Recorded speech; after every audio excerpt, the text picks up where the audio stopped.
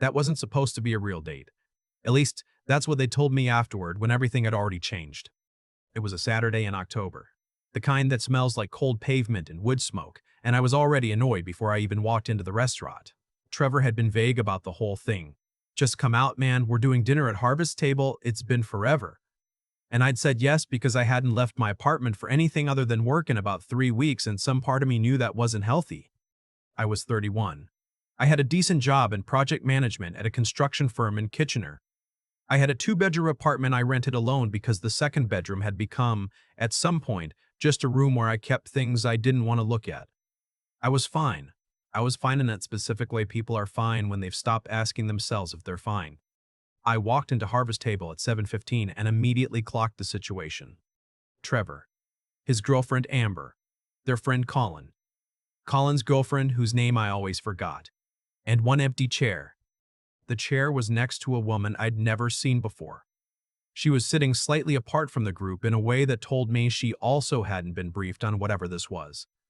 She had dark hair pulled back loosely, like she'd meant to fix it and then decided not to bother. She was wearing a burgundy sweater and looking at her phone with the focused expression of someone who is either deeply interested in something or performing being deeply interested in something.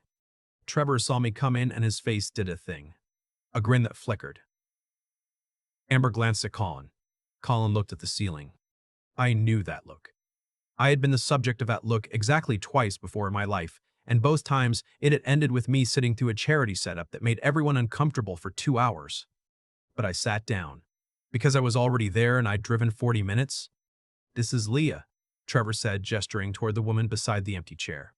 Leah looked up from her phone. She smiled. It was a polite smile, the kind you deploy when you're not sure yet what you've walked into. Hey, she said. Hey, I said. I sat. Trevor immediately launched into some story about a hockey pool that I'd heard before. And under the cover of that noise, Leah leaned about 3 inches toward me and said quietly, "Did you know about this?" I looked at her. No. Me neither, she said. And then she went back to her menu. I liked her immediately. I didn't know what to do with that. The first 20 minutes were fine. The way a dentist's waiting room is fine. Everyone was talking. But there was a current underneath it. Amber kept saying things like, "Leah's really great, she's so resilient," which is a word people use when they want to compliment someone while reminding everyone else in the room of something difficult. Colin kept laughing a little too hard at things that weren't that funny. I got the feeling they had talked about this beforehand. I got the feeling they had decided this was a fun thing to do. Then Trevor said it. He'd been drinking his second beer and he was in that zone he sometimes gets where he thinks he's funnier than he is, and he said to the table, not just to me, to the whole table including Leah, "We figured you two needed a push. You know, both single, both a little stuck. And hey, Leah, you've been saying you want to get back out there, and we figured, what's better than a surprise?" He said it with a grin. He raised his glass a little, like it was a toast. Nobody laughed. Amber looked at her plate. Colin took a long sip of his water. I didn't look at Trevor. I looked at Leah. She was very still. She had put her menu down. Her hands were flat on the table, and she was looking at a spot somewhere between her water glass and the candle at the center of the table. And her jaw was tight, and I could see her deciding something. I could see the exact moment someone decides whether to laugh it off or excuse themselves to the bathroom and not fully come back. I said, "Hey." She looked at me. "You want to get some air?" I said. "I saw Tim Hortons 2 blocks over. Honestly, I'm more of a coffee person than a dinner person anyway." She looked at me for a second. Then she said, "Yeah, okay." We stood up at the same time. I put 2 20s on the table, enough to cover whatever we might have ordered, and I said to Trevor, without any particular anger, just matter-of-factly, that wasn't cool. And then I held the door for Leah and we walked out into the October air. She didn't say anything for half a block. Neither did I. The streetlights on King Street were doing that thing they do in fall where the light feels amber and slightly suspended, like the whole world is held in a moment just before it tips into winter. We walked past a vintage shop that was already putting Christmas lights in the window. A couple of students from Waterloo were arguing about something on the opposite sidewalk. Then Leah said, "Resilient." Just the word. Like she was setting it down somewhere. "Yeah," I said. "That's what you call someone," she said slowly. when you want them to know you've been talking about their life without them. I didn't say anything to that because it was exactly right. We walked another half block and she said, I have a kid, 6 years old. His name is Eli. That's what they meant. That's the thing that makes me a project. She said it in a flat voice, not looking for a response, just stating it the way you state a fact that you've had to state too many times and have gotten tired of bracing for. I said, my sister has 2 kids and she's the least project-like person I've ever met. Leah looked at me sideways. Something in her face shifted, just slightly. What happened with Eli's dad? I said, and then immediately said, sorry, you don't have to. No, it's fine, she said. We were together 4 years. He left when Eli was 8 months old. He's in Vancouver now. He sends birthday cards. She paused. Sometimes. We got to the Tim Hortons. I held the door. We ordered. She got a medium dark roast, I got the same. And we sat in a booth by the window because neither of us suggested going back. We talked for 2.5 hours. She was a dental hygienist. She worked 4 days a week at a clinic in Waterloo and picked up Eli from daycare on Fridays. She had a sister in Hamilton she was close to. She'd grown up in Guelph and still felt a little like she didn't entirely belong in the city. She had been thinking about going back to school for dental therapy but hadn't let herself fully commit to the idea yet because committing to something for yourself felt, she said, like a luxury she hadn't figured out how to afford emotionally. She said it in exactly that way, emotionally. Like she had done enough thinking about it to name the actual thing. I told her about the job, about Kitchener, about the fact that my social life had quietly contracted over the past 2 years into something very small and that I'd been blaming work, but wasn't sure that was the whole story. She didn't offer me solutions. She just listened with the kind of attention that feels different from polite attention. Like she was actually filing it away. At some point she said, "Can I ask you something weird?" I said yes. "Why did you leave with me? You could have just sat there, made the best of it. That's what people usually do." I thought about it. I said, "Because they made you the butt of a joke you didn't agree to be in. And I didn't want to be part of that." She looked at me for a moment. Then she looked out the window. "Ely does this thing," she said quietly. "When he's embarrassed, he goes very still.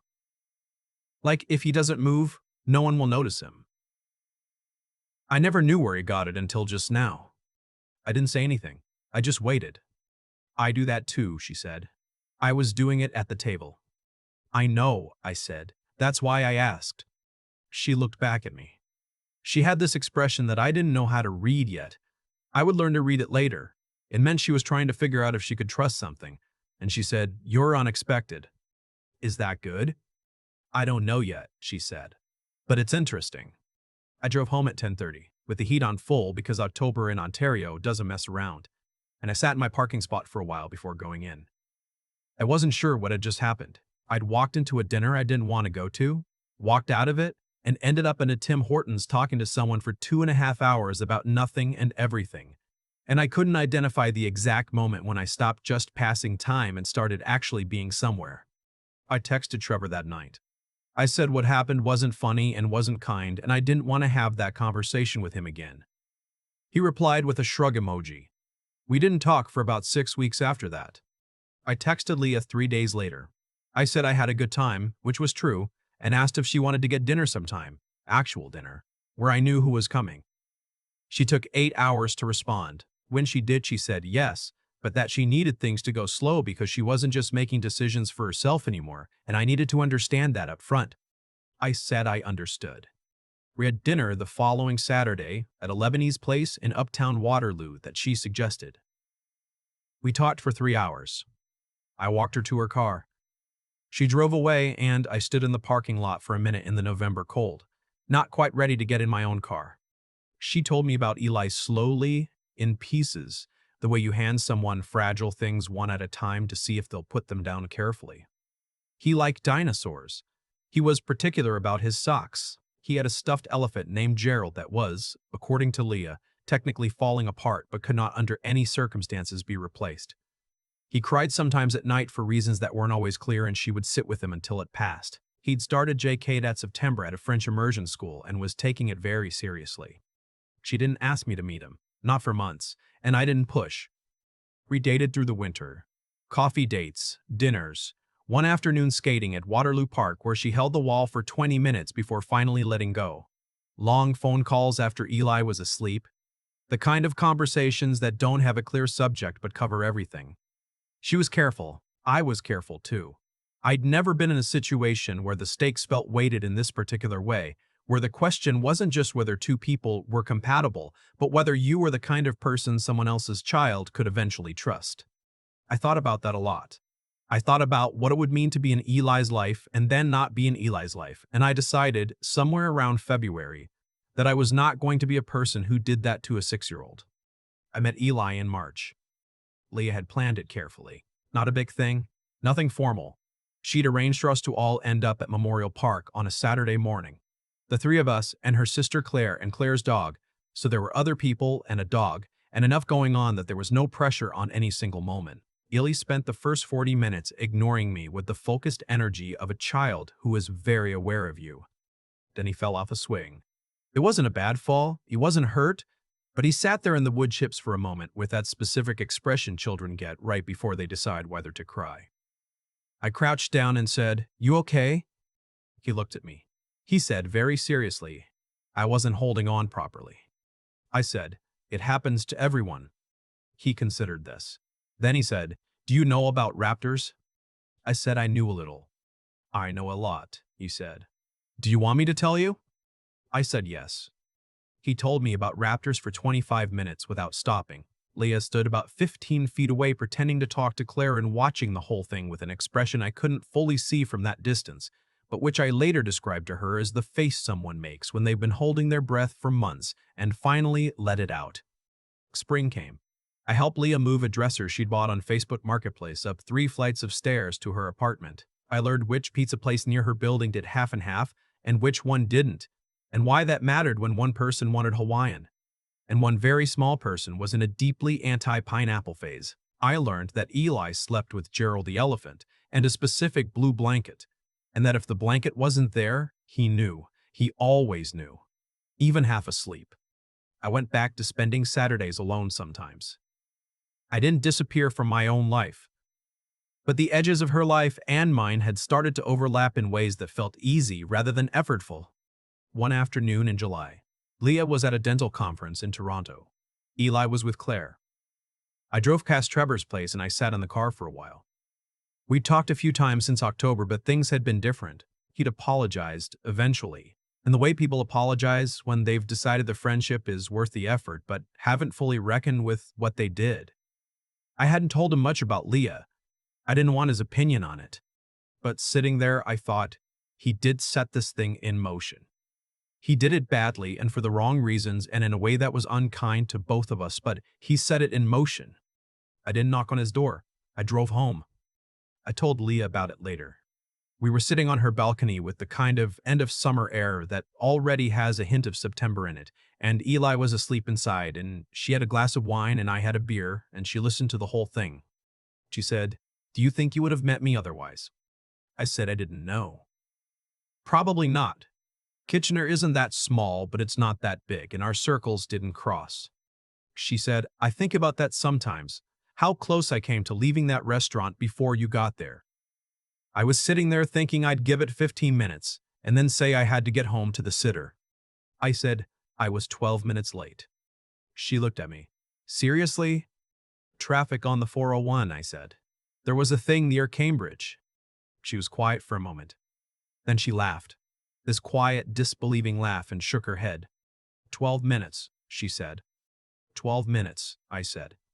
She looked out at the parking lot below the balcony.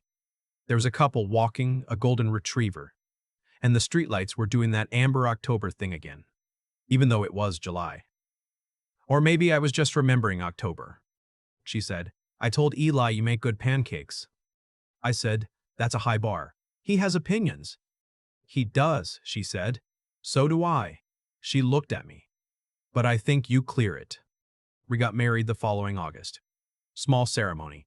Her family, a few close friends, Claire as maid of honor, her sister's dog somehow ending up in most of the photos. Eli wore a tiny suit, and at some point during the reception, he climbed onto my lap and fell asleep there. Still in the tiny suit. while the speeches were happening, and I just sat still so I wouldn't wake him. The friends who set us up that night, who turned a woman into a punchline at a dinner table and called it doing us a favor, weren't there. Not because I made a dramatic gesture of cutting them out. Just because the friendship had quietly receded, the way things do when you realize the person you were to someone isn't the person you are anymore. Trevor sent a wedding gift. A nice one, actually. I wrote a thank you note. That's where we are. Leah finished her dental therapy certification last spring. She works 3 days a week now and has the other 2 for whatever she wants them to be. Eli is 9 and is currently in a passionate and extremely detailed phase about the Apollo missions. Gerald the elephant sits on his bookshelf now instead of his bed because, he explained to us, he's too old to sleep with stuffed animals. But Gerald still has to be somewhere he can see him. I still work in project management. I still drive the 401 more than I'd like. Some things haven't changed. But I come home now. That's the difference.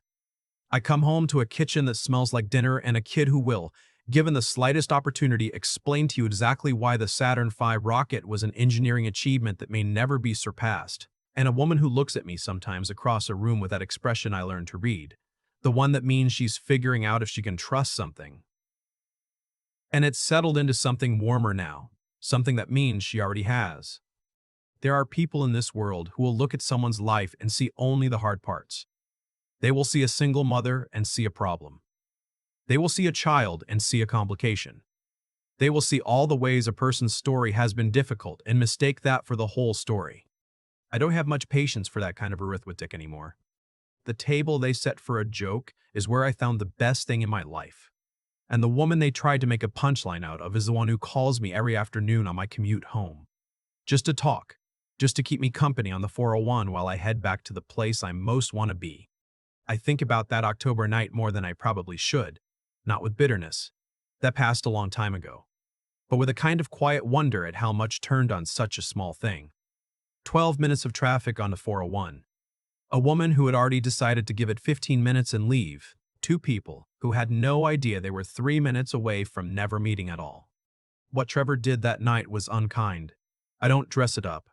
He took Leah's circumstances, her son, her history, the fact that she was doing everything alone, and turned them into a premise for entertainment.